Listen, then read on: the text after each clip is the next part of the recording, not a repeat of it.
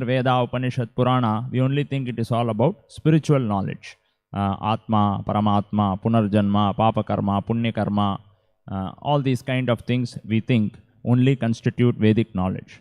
But Srila Prabhupada is saying in the purport, there are no branches of knowledge, either mundane or transcendental, which do not belong to the original text of the Vedas. So, how to substantiate this statement? So, to substantiate or understand or this statement of Srila Prabhupada better, we can take a couple of examples which will help us understand.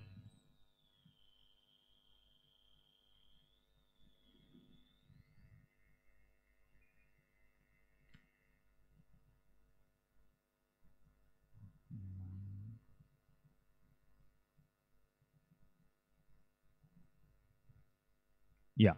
For example, in the 9th canto of the Srimad-Bhagavatam,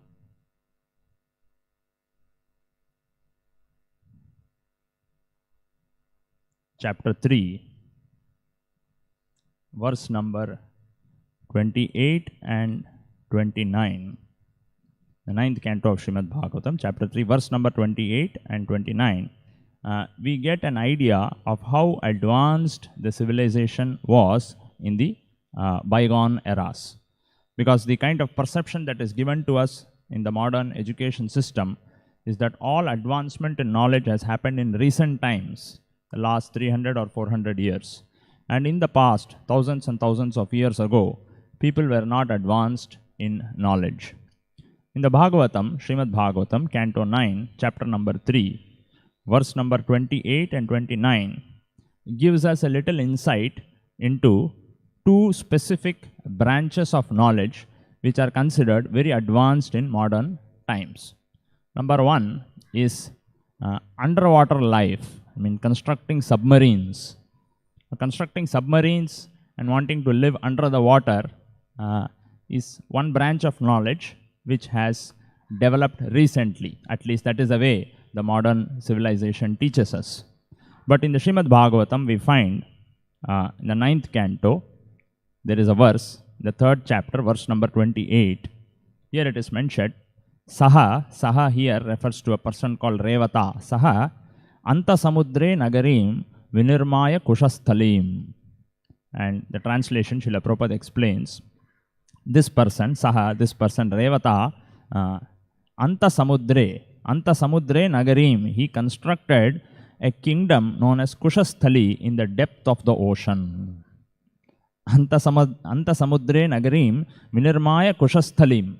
That means 5,000 years ago, Vyasadeva is describing, and Vyasadeva is describing this having happened thousands of years ago, before 5,000 years ago. So 5,000 years ago itself is a very distant past for us. At that time, Vyasadeva is describing that thousands of years ago, there was a person called Revata, and what did he do? Anta Samudre Nagarim, he constructed a kingdom under the depths of the ocean called Kushasthali. So from this, we are able to understand that the desire to construct a submarine or something, some place for living under the water, is not a new desire. This desire existed in the past also. And it is not that the knowledge of how to construct something under the water and live under the water is a new phenomenon.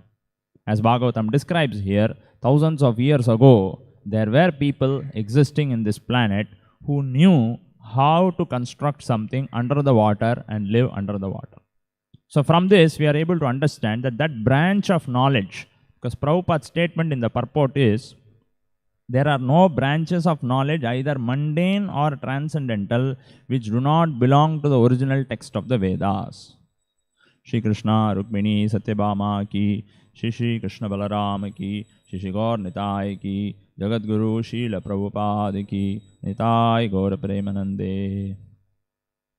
Srila Prabhupada's statement is, there are no branches of knowledge, either mundane or transcendental, which do not belong to the original text of the Vedas.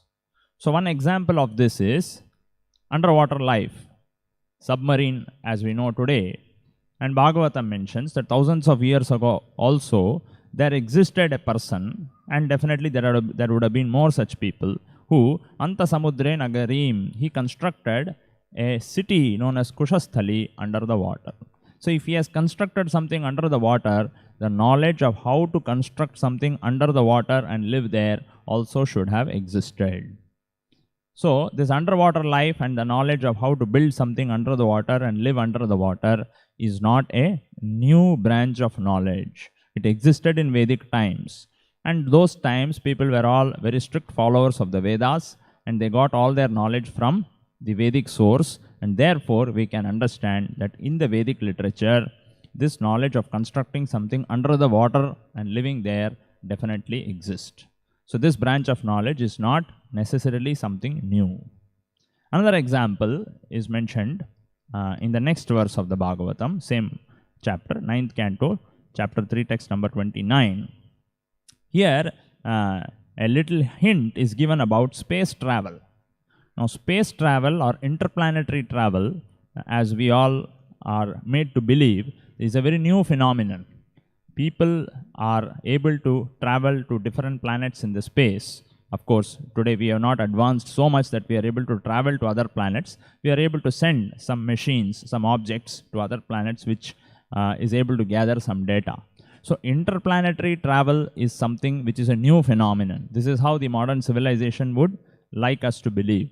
And formerly, in the bygone eras, in the distant past, there was no such thing called as interplanetary travel.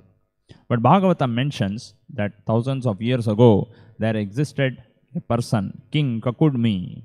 So Bhagavatam mentions, Kakudmi Revatim Kanyam Swam Adaya Vibhum Gataha Putraya Varam Pariprashtum Brahmalokam Apavritam. So Bhagavatam mentions that Kakudmi, taking his own daughter Revati, Kakudmi Revatim Kanyam Swam Adaya Vibhum Gataha, he went to Lord Brahma in Brahmaloka, which is transcendental to the three modes of material nature, and inquired about a husband for her. So this King Kakudmi, he wanted to get his daughter married, Revati, and in order to find a suitable groom, people may go to another city or another country, but Kakudmi went to another planet to get his daughter married. So that is mentioned in the Bhagavatam.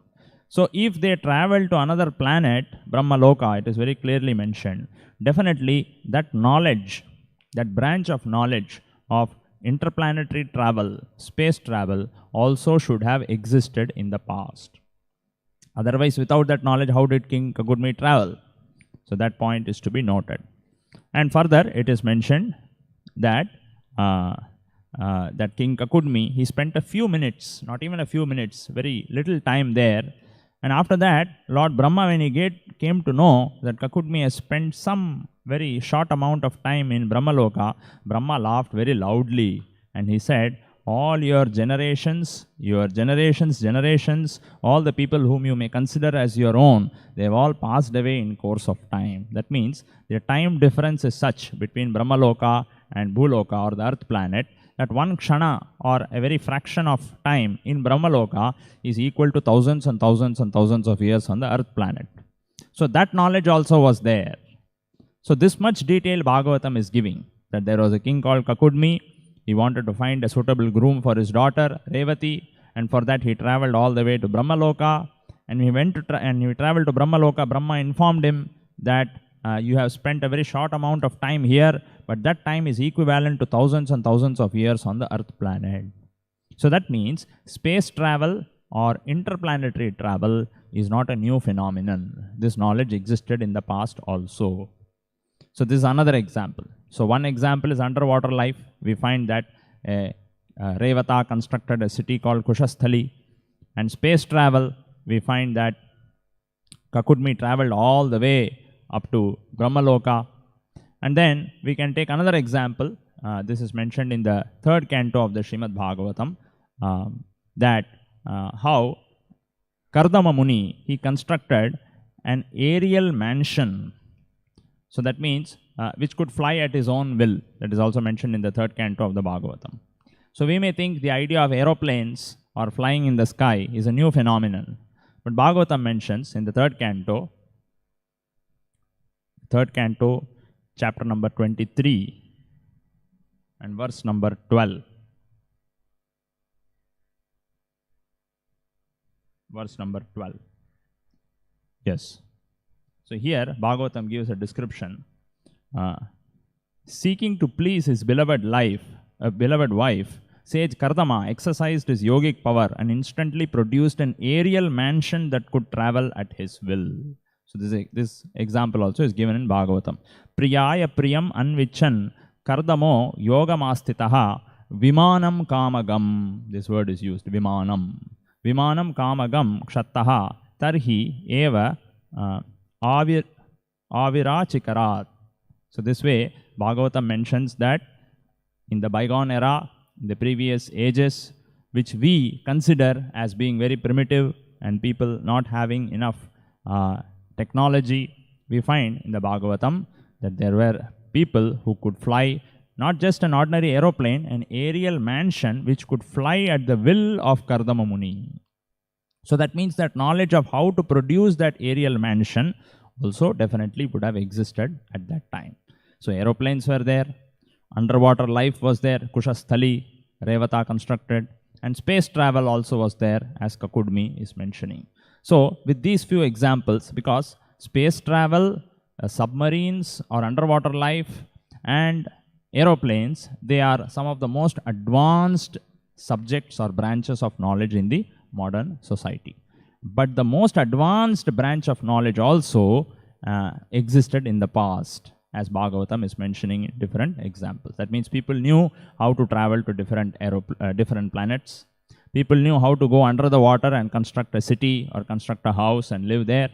And people knew how to construct aeroplanes and travel the aeroplane. So all this knowledge existed in the past. So therefore, Srila Prabhupada's statement in the Bhagavatam that there are no branches of knowledge, either mundane or transcendental, which do not belong to the original text of the Vedas. So therefore, Vedas contain everything. Of course, further Prabhupada says they have simply been developed into different branches. So that branch of knowledge, for example, space travel, existed in the past. That knowledge, the extent to which existed in the past, definitely is not available to us, because due to the course of time, we have lost that knowledge, or it is unmanifest to the human society, that what is existing in the Vedas. So in a different way, people are trying space travel.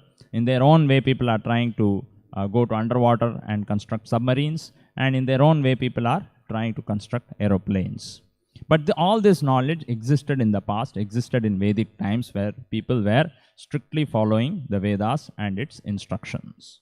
So from this, by taking these three examples into consideration about space travel and aeroplanes and Kushasthali, the city which was constructed by Revata, we can safely say that formerly also people had the knowledge of every particular branch that is existing today.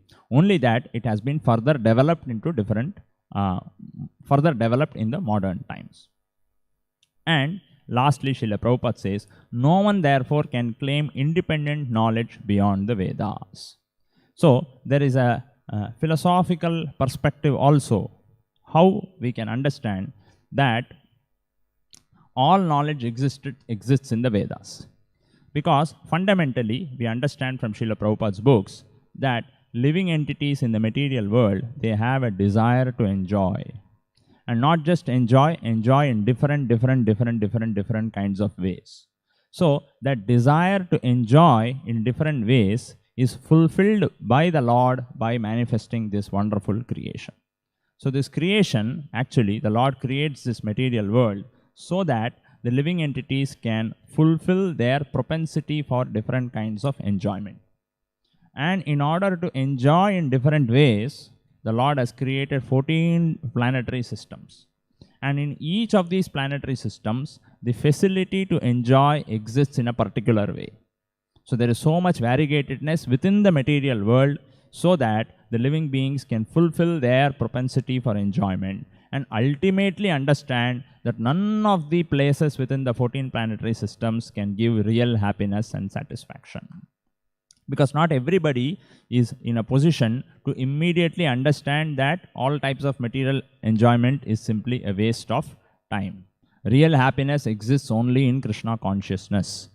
Actually, this knowledge is very easily available to us by the mercy of Srila Prabhupada, who repeatedly in his purports has explained that the highest happiness and satisfaction lies in devotional service to Krishna.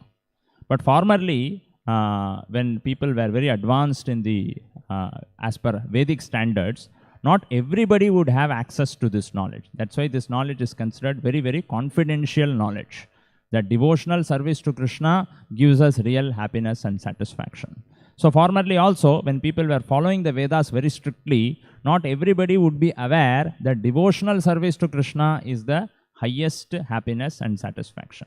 And because of their strict following the different rules and regulations of the Vedas, in different ways they would try to enjoy within the boundary set up by the Vedas. So therefore, these 14 planetary systems are there, and in the Vedas there are instructions. If you perform this punya, this planet you can go. If you perform that activity, this enjoyment you can get.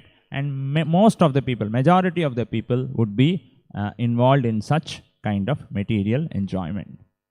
Very few people actually would have access to devotional service to the Supreme Lord, because this is very, very, very confidential knowledge. So the Lord creates this material world so that the different kinds of propensities for enjoyment can be fulfilled by the different living entities, and the knowledge of how to enjoy this material world in different ways, that is given in the Vedic literature. So the Lord knows the desire of the living entities. He knows the heart of the living entities, and to facilitate the enjoyment of the living entities, the Lord has given this creation. He has created this material world, this entire cosmic manifestation. He has also given the Vedas, where the knowledge of how to enjoy this material world is also there. So in this way, we can understand that every knowledge which is currently being developed, or in future which may be developed, there could be a particular branch of knowledge which doesn't exist at all in the human society today. Tomorrow somebody may come up with that. We can safely say that in the past also such knowledge existed in the Vedas. How we can safely say? Because the desire to enjoy in that particular way always existed in the material world. In the past also people had desire to fly. Today also people have desire to fly. So in the past there was a way by which people would fly, people would make aeroplanes by yoga siddhi, by different process. The process might be different, but the desire to enjoy this material world in different ways always existed. Because ultimately, every type of knowledge, mundane knowledge that exists in the material world, ultimately is meant for giving some type of enjoyment to the people. For example, if there is knowledge of aeroplane, then the act of flying in the aeroplane gives one kind of enjoyment to the people. Or there are people who desired that we should try to fly like the birds. And because of that desire, this knowledge was developed. So the desire to enjoy this material world in unlimited ways has always existed in the human society since the beginning of creation. Only difference is, formerly, because people were following the Vedic rules and regulations very strictly, that propensity to enjoy this material world used to be fulfilled by following the rules and regulations of the Vedas. There is a Vedic way in which one can fly. There is a Vedic way in which one can go under the water and create a submarine. There is a Vedic way in which one can do all the things that human beings are trying to do in the modern society. But today, all that knowledge of the Vedas is not there with us. In due course of time, we are living in Kali Yuga, 5,000 years have passed away. So all that knowledge is not there. So people are trying to figure out on their own how to enjoy in different ways. So this is the difference. So the modern society, with its research and development, technically it is called as ascending process. Ascending process means by their research, by trial and error method, people try to figure out how we can get one particular facility for enjoyment. For example, the desire to fly in the sky. People have created aeroplanes by their own dint of their research. This is called descending process. The ascending process is, this is called ascending process by our own research and development. The descending process is, descending means the knowledge descends from a higher source. In the Vedic literature, the desire of how to create aeroplanes and fly in the sky already is existing. And people in the past had access to such knowledge. And simply by following the instructions in the Vedas, they would also fly. So this is the difference. So all knowledge that has been developed in the modern civilization is to be classified under ascending process. By the dint of their own research, people have developed a certain branch of knowledge. And in the past, such knowledge was always received from the Vedas because it was obtained through the descending process. Why? Because all this knowledge originally comes from the Supreme Lord. In the Bhagavad-gita, Krishna says, Vedaham samatitani. I know everything. Vedaham samatitani. So there is nothing which is not known to the Supreme Lord.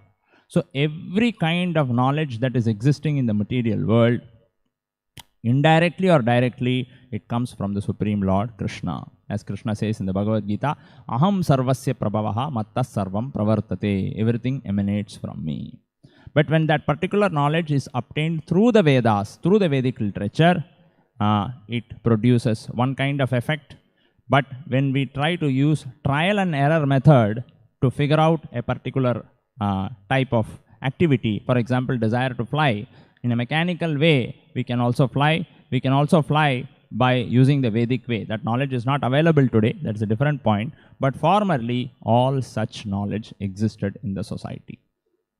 So from this, we can understand that these two statements of Srila Prabhupada, that there are no branches of knowledge, either mundane or transcendental, which do not belong to the original text of the Vedas. And therefore, Srila Prabhupada says, no one therefore can claim independent knowledge beyond the Vedas. So all knowledge existed, all branches of knowledge existed in the past. They have simply been further developed in the modern society. But as Krishna says in the Bhagavad-gita, Vedaishcha sarver ahameva vedyaha. The purpose of all knowledge is ultimately to know Krishna. Because any kind of mundane knowledge, no matter how advanced it may be, cannot actually give real happiness and satisfaction to our consciousness. So in this way, this spiritual knowledge, this knowledge which is mentioned in the Srimad-Bhagavatam of who am I, who is the Supreme Lord, and what is our relationship with Him, this knowledge constitutes the most confidential aspect of the Vedas. So this particular subject matter. So who am I, who is the Supreme Lord, and what is my relationship with Him, and what sort of activities have to be performed in that relationship to the Supreme Lord. This knowledge, therefore, it is called as Vedanta. It is called end of all knowledge. And this knowledge can give us real happiness and real satisfaction and freedom from all kinds of miseries and suffering, which the mundane knowledge cannot give us. Mundane knowledge can give us a lot of facilities to enjoy this material world, but it cannot give us everlasting happiness and satisfaction, which we are all searching for. So that everlasting happiness and satisfaction is available only through the knowledge of Vedanta. So therefore, Vedanta is considered as the highest knowledge, and Vedanta, the natural commentary of the Vedanta, because Vedanta is compiled by Vyasadeva, that same Vyasadeva has given his Bhashya on Vedanta, which is the Srimad-Bhagavatam. And Srimad-Bhagavatam gives description of great devotees of the Lord who had perfected their relationship with the Supreme Lord. How to execute devotional service in the most exalted way, in a perfected way, in a pure way. All those examples are given in the Srimad-Bhagavatam. So Bhagavatam describes the lives of all great devotees, all pure devotees of the Lord. And Bhagavatam also advises us that if we follow in the footsteps of all these pure devotees of the Lord, real happiness and satisfaction and freedom from all miseries is guaranteed. So in this way, we can understand that although different kinds of knowledge, different branches of knowledge exist in this material world, the highest knowledge is actually found in Vedanta Sutra, and that Vedanta Sutra, the same author, Vyasadeva, has given his Bhashya, his commentary, Srimad-Bhagavatam. Therefore, the knowledge mentioned in the Srimad-Bhagavatam is the highest knowledge. All other different departments and branches of knowledge may bring us some kind of material enjoyment, the desire to fly, interplanetary travel, submarines, a Vedic way or non-Vedic way. Either way, they can give us some temporary enjoyment. But if we want everlasting happiness, everlasting satisfaction, we must take to the path of Srimad-Bhagavatam. So that will be described in the future verses, because this chapter is titled The Appearance of Sri Narada. As soon as Narada appears, he gives his most wonderful instructions on devotional service. So with these few words, we will stop today's discourse. Granthara Srimad-Bhagavatam ki, Jagat Guru Srila Prabhupada ki, Nitai Gaur Premanande.